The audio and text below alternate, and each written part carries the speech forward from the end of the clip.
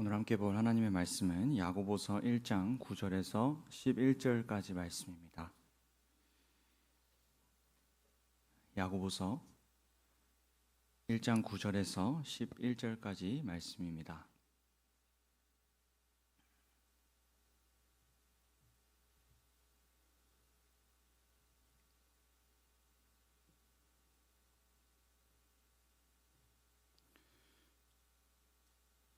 세 절 말씀인데요. 다 같이 함께 세 절 말씀 읽도록 하겠습니다. 비천한 신도는 자기가 높아지게 된 것을 자랑하십시오. 부자는 자기가 낮아지게 된 것을 자랑하십시오. 부자의 풀의 꽃과 같이 사라질 것이기 때문입니다. 해가 떠서 뜨거운 열을 뿜으면 풀은 마르고 꽃은 떨어져서 그 아름다운 모습은 사라집니다. 이와 같이 부자도 자기 일에 골몰하는 동안에 시들어 버립니다. 아멘. 네, 오늘도 수요기도에 오신 모든 분들을 주님의 이름으로 환영하고 축복합니다. 우리 옆 사람과 이렇게 인사해 보겠습니다. 하늘 복 많이 받으십시오. 하늘 복 많이 받으십시오. 네, 오늘은 함께 우리 돈 앞에 선 그리스도인이라는 제목으로 말씀을 보도록 하겠습니다. 오늘 본문은 야고보서 말씀입니다. 야고보서는 예수님의 형제였던 야고보가 당시 흩어져 살아가던 유대 그리스도인들에게 쓴 편지입니다. 이 흩어진 유대 그리스도인들을 두고 성경은 디아스포라라는 단어를 쓰면서 그들을 부릅니다.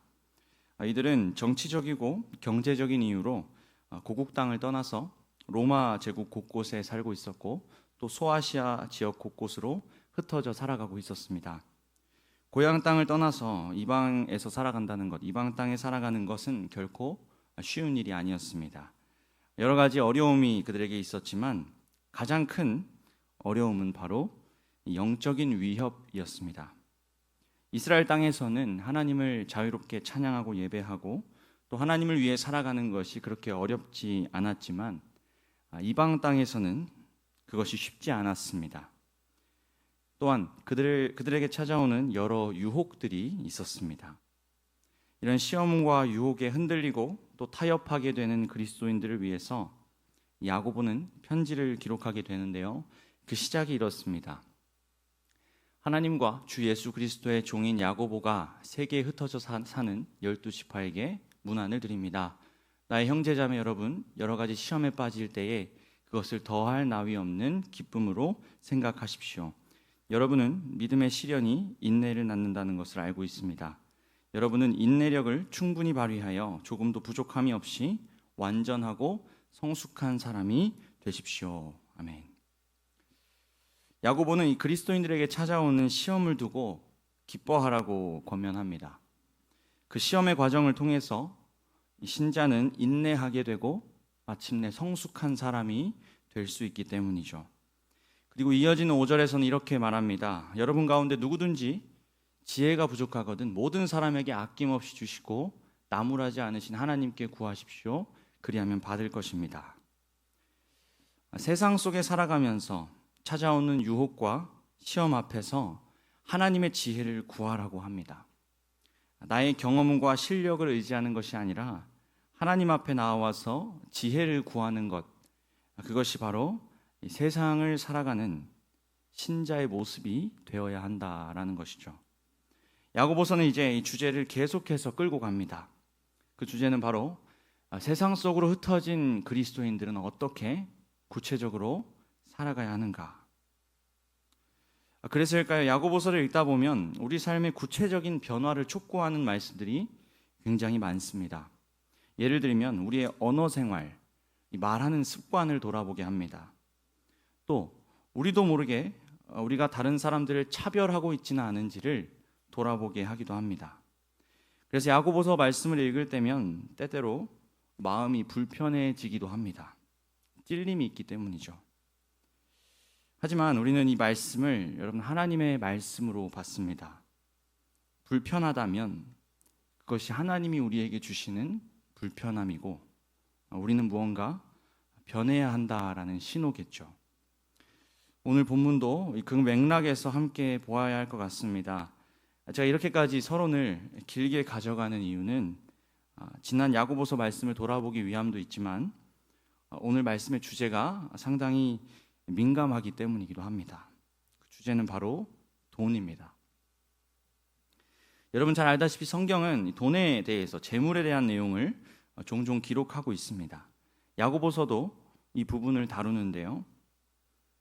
그것도 앞으로 나올 많은 주제, 야고보서의 주제 가운데 가장 먼저 1장에서 다루고 있습니다. 그만큼 그리스도인들에게 돈에 대한 유혹이 있고 또 돈에 대한 가치관이 명확하게 서야 한다라는 것이겠죠. 오늘 이 짧은 시간인 만큼 짧은 시간이지만 말씀을 통해서 돈에 대해서 함께 생각해보고 말씀에 귀 기울이는 시간이 되었으면 좋겠습니다. 9절 말씀을 같이 한번 다시 읽어보겠습니다. 함께 읽습니다. 비천한 신도는 자기가 높아지게 된 것을 자랑하십시오. 야고보는 비천한 신도들에게 높아진 것을 자랑하라고 합니다. 여기서 비천하다는 표현은 어떤 마음의 겸손함이나 낮아짐을 말하는 것이 아닙니다.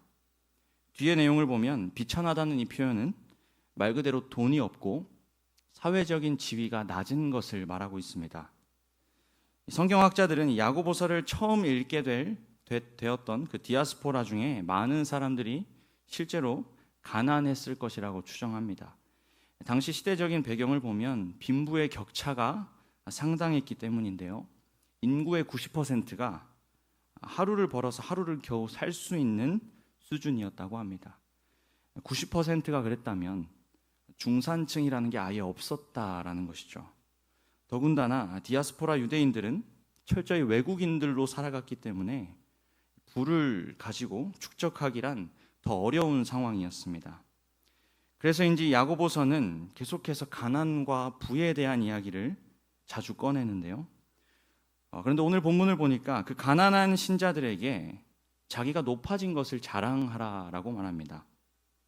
조금 이상하죠, 여러분? 자랑이라면 무언가를 가졌기 때문에 그것을 자랑할 수 있는 것인데 아무것도 없는 가난한 자들에게 자랑하라고 합니다. 이게 어떤 의미일까요? 우리는 말씀 안에서 그 답을 찾는데요. 본문은 자랑하는 이유를 두고 높아졌기 때문이다라고 말합니다. 무언가를 실제로 손에 쥐고 있어서가 아니라 그들이 높아졌기 때문에 자랑하라라고 말하고 있습니다. 그렇다면 여기서 높아진 것은 무엇이겠습니까? 가난하고 비천하여도 신도라면 신자만이 가질 수 있는 높아짐을 말하고 있습니다. 높아짐이란 그리스도 안에서 하나님의 자녀가 된 사실을 말합니다. 죄의 종이고 죄의 노예였던 그들을 하나님께서 구원하셔서 이제는 죄의 종이 아니라 하나님의 종으로 삼으셨습니다. 더 이상 죄의 노예가 아니라 하나님의 자녀가 되었습니다. 세상 어디에서도 찾아볼 수 없는 엄청난 신분 상승이 일어나게 된 거죠. 오늘 본문은 그것을 자랑하라라고 말하고 있습니다. 가난한 자들에게 가진 것이 없고 그래서 불편한 삶을 살아가고 있을지라도 그들이 가진 구원의 기쁨을 누리면서 살아가라고 말하는 것이죠. 돈이 없고 궁핍한 상황이 찾아올지라도 그 상황으로 인해서 정체성을 잃어버리지 말라는 말과 같습니다. 디아스포라에게 그들이 만물을 소유하신 하나님께서 가장 소중히 여기시는 하나님의 자녀라는 사실을 결코 잊지 말라라고 이야기하고 있습니다. 그리고 오늘 우리에게도 그렇게 말하고 있습니다. 여러분, 저는 여러분의 재정 상황을 아예 모릅니다. 그러나 분명한 것은 여기에도 재정적인 문제로 인해서 남몰래 힘들어하고 고민하시는 분들이 분명히 있을 겁니다. 아마도 적지 않을 거라 생각합니다. 가난하진 않겠지만 우리 모두는 그 문제 앞에 부딪히기 때문이죠. 그러나 여러분, 돈의 많고 적음은 결단코 우리의 정체성을 빼앗을 수 없음을 명심하시기 바랍니다. 있다가도 없고 또 없다가도 있는 그 돈으로는 절대 우리의 가치를 매길 수가 없습니다. 우리의 가치는 온 세상 만물을 소유하신 하나님 안에서 발견되는 줄 믿으시기를 바랍니다. 이 사실이 우리의 현실적인 문제를 해결하진 못할 수도 있습니다. 하지만 여러분, 이 사실을 알 때 그 문제를 바라보는 우리의 시선과 또 하나님을 향한 우리의 믿음을 새롭게 할 줄로 믿습니다. 바라기는 우리 더향상교회 모든 성도님들이 어떠한 상황 속에서도 하나님 안에서 만족하고 자유하며 자신의 그 신자됨을 자랑할 수 있기를 주님의 이름으로 축복합니다. 이어지는 10절 말씀도 한번 같이 읽어보겠습니다. 부자는 자기가 낮아지게 된 것을 자랑하십시오. 부자는 풀의 꽃과 같이 사라질 것이기 때문입니다. 이제 본문은 부자들에 대해서도 말합니다. 9절과 달리 신도라는 말이 빠져 있습니다. 하지만 9절과 10절이 완벽하게 대조를 이루고 있는 것을 보면 10절도 역시 여전히 신자들에 대해서 말하고 있음을 우리는 알 수 있습니다. 가난한 자들에 비해서 그 숫자는 완전 적었겠지만 부를 가진 신자들도 분명히 있었습니다. 그들에게 야고보는 낮아지게 된 것을 자랑하라고 합니다. 앞에서는 높아짐을 자랑하라고 하는 것을 보았는데 이번에는 낮아짐을 자랑하라고 합니다. 이것도 조금 이상하게 여겨집니다. 가난한 자나 부한 자나 우리가 예수 그리스도 안에서 모두 다 높아져야 할 것 같은데 부자들은 낮아진다라고 표현하고 있습니다. 여기서 이 낮아짐은요, 하나님 앞에서의 낮아지고 겸손한 상태를 뜻합니다. 세상의 관점으로 볼 때 부자들은 높아질 대로 높아질 수 있는 사람들입니다. 사람들의 부러움과 선망을 받으면서 살아갑니다. 원하는 것을 모두 가질 수 있고요, 그것을 자랑합니다. 돈이라는 이 거대한 힘을 가지고 절대 그 돈을 놓치지 않으려고 노력하며 살아갑니다. 그런데 이 말씀을 자세히 보면 그 소유는 풀의 꽃과 같이 모두 사라질 것이다 라고 이야기합니다. 영원하지 않다는 것이죠. 안타깝게도 이 부자들은 이것을 모르고 그저 높아진 채 살아갑니다. 사람들의 부러움과 또 힘을 가진 채 그렇게 살아갑니다. 하지만 같은 부자인데 그리스도인들은 이 사실을 알고 있습니다. 자신들이 가진 것이 영원하지 않다는 것을 말입니다. 자신의 소유의 참 주인이 누구인지도 그리스도인은 압니다. 하나님의 은혜 없이는 자신이 애초에 그것을 가질 수도 없었고 그것이 영원하지 않다는 것을 말씀을 통해 그리스도인은 압니다. 그래서 이 세상에서는 부러움과 선망을 받을지라도 높아질지라도 하나님 앞에서는 자신이 아무것도 아닌 연약한 존재임을 그리스도인은 압니다. 무엇보다 예수 그리스도 없이는 자신이 아무런 소망이 없는 자라는 것을 부유한 그리스도인은 압니다. 이것이 바로 재물을 가진 그리스도인들의 낮아짐인 것입니다. 오늘 야고보서 말씀은 부자들에게 그 낮아짐을 자랑하라라고 권면합니다. 가난한 성도들에게는 세상의 눈으로 그들이 보잘것없어 보여도 세상에서 가장 높은 위치에 있으신 주님과의 관계 안에서 기뻐하고 자랑하라고 했다면 부유한 성도들에게는 물질이 풍부해서 세상의 눈으로는 대단한 지위를 차지하고 있더라도 자기를 끝까지 지탱할 수 있는 유일한 안전망은 오직 그리스도와의 관계 안에서 온다는 것을 명심하라는 말씀입니다. 요약하면 가난하든지 부유하든지 누구든지 이 모든 그리스도인은 자신의 삶을 땅의 관점이 아니라 하늘의 관점으로 바라보아야 한다고 오늘 본문은 가르치고 있습니다. 그렇게 자신을 바라보고 또 옆 사람을 바라보며 세워지는 우리 더향상교회가 되었으면 좋겠습니다. 이 마지막 11절 말씀을 제가 읽겠습니다. 해가 떠서 뜨거운 열을 뿜으면 풀은 마르고 꽃은 떨어져서 그 아름다운 모습은 사라집니다.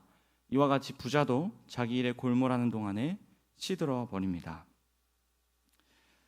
이스라엘을 포함한 이 중동 지역의 꽃은 그 꽃이 피었다가도 아주 강렬한 뜨거운 햇빛으로 인해서 하루아침에 시드는 일이 종종 있다고 합니다. 그래서 이 11절의 이 이미지는요, 당시 디아스포라 유대 그리스도인들에게 매우 친숙한 이미지였습니다. 하루아침에 시들어버리는 꽃, 하루아침에 아름다움을 잃어버리는 그 꽃처럼 모든 사람들이 그토록 쫓는 돈과 재물은 사라지게 된다는 게 그들의 머릿속에 확 그려졌을 겁니다. 그리고 여러분, 오늘 우리도 이 이미지를 함께 머릿속에 그려보았으면 좋겠습니다. 여전히 2000년이 지났지만 여전히 돈과 재물의 힘이 영원한 것처럼 여기는 이 세상 속에서 여러분, 우리는 기억해야 합니다. 그것은 결코 영원하지 않다는 것을 말입니다. 하루아침에 시들어버리는 꽃과 같습니다. 서두에 말씀드린 것처럼 당시 디아스포라 그리스도인들은 이 이방 땅 한복판에서 끝없는 유혹과 시험 속에 살아가고 있었습니다. 그리고 가장 큰 시험 중에 하나가 바로 돈이었습니다. 삶을 윤택하게 해주고 편안하게 해주는 그 돈이 너무나 큰 시험이고 유혹이었습니다. 그리고 오늘 우리에게도 그렇지 않다고 말할 수 없겠죠. 여러분, 돈 앞에 장사가 없다라고 합니다. 그런데 야고보서는 오늘 본문을 통해 우리에게 분명하게 말합니다. 돈 앞에 장사는 없을지 몰라도 돈 앞에 그리스도인은 있다라고 말합니다. 그리스도인은 가난하여도 부하여도 그 소유에서 자신의 정체성을 찾지 않기 때문이죠. 오직 그리스도 안에서 자신의 정체성을 찾습니다. 그래서 재물에 끌려다니지 않을 수 있는 사람들입니다. 부족해도 넘쳐나도 그것에 마음을 빼앗기지 않고 믿음을 굳건하게 지켜나갈 수 있는 저와 여러분이 되었으면 좋겠습니다. 말씀을 맺겠습니다. 여러분, 성경은 돈에 대해서 참 많은 이야기를 합니다. 그것을 좀 종합해 보면 돈은 절대로 그 자체로 조금도 악하지 않습니다. 하나님이 허락하신 것이고 얼마든지 선하게 쓰일 수 있고요. 하나님의 영광을 위해서도 쓰일 수 있습니다. 그래서 오늘 본문도 가난하고 부한 것 그 자체는 전혀 문제 삼지 않습니다. 그럼 여러분, 그것이 무엇이 문제입니까? 돈을 우리가 어떻게 바라보는지가 문제를 일으킵니다. 돈을 향한 우리의 왜곡된 시선이 문제가 됩니다. 돈을 하나님보다 우선시 여기고 있지 않은지, 그 돈으로 나의 가치를 매기고 있지는 않은지, 돈에 이끌려 다니고 있지는 않은지 우리는 오늘 살펴보아야 합니다. 설교 제목처럼요, 돈 앞에서 그리스도인답게 서 있는지, 아니면 돈 앞에서 그리스도인이 아닌 다른 모습으로 서 있지는 않은지 함께 살펴보는 이 밤이 되었으면 좋겠습니다. 마지막으로 사도 바울이요, 이 문제에 대해서 기록한 우리가 잘 아는 말씀을 함께 읽고 찬양하도록 하겠습니다. 같이 말씀 읽겠습니다. 돈을 사랑하는 것이 모든 악의 뿌리입니다. 돈을 쫓다가 믿음에서 떠나 헤매기도 하고 많은 고통을 겪기도 한 사람이 더러 있습니다. 아멘.